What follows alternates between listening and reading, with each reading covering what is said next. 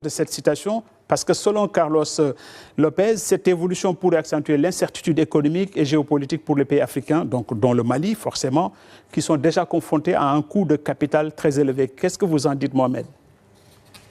Oui, je suis d'autant plus à l'aise pour en parler que mon dernier sujet d'ailleurs pour Midi 1, c'était sur ce que risquait le continent africain et le Mali par rapport à ce qui se passe. Et je pense que c'est dans cette même dynamique que s'inscrit cette citation.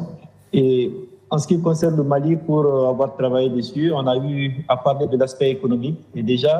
Et nous, on fait face déjà à des crises du gasoil. Nous sommes un pays importateur.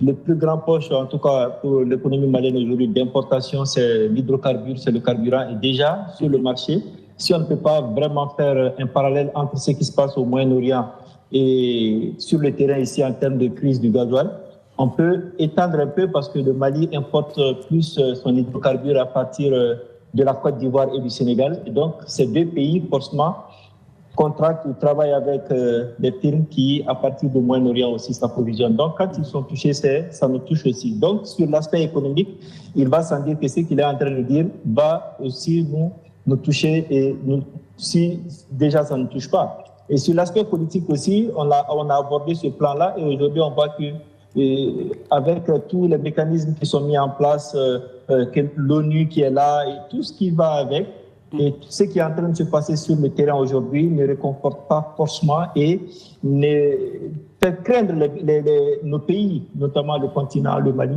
On se dit, mais finalement, qui est-ce qui va protéger nos pays dans une globalisation, dans une mondialisation où nos pays ne pèsent pas forcément très lourd, hein, entre guillemets, je vais dire ça comme ça. Mais aujourd'hui, il y a pas mal de mécanismes qui sont mis à mal, des mécanismes sur lesquels nous comptons tous pour un monde équilibré, pour un monde en paix, pour un vivre ensemble mondial. Et aujourd'hui, il y a beaucoup de mécanismes qui sont en dysfonctionnement qu'il faut y voir. Donc, je pense que la citation touche, et ce soit l'aspect économique ou politique, nous sommes frappés de plein fouet. C'est vrai que ça fait à peine 2 semaines, mais aujourd'hui, les conséquences sont déjà visibles ici et ailleurs.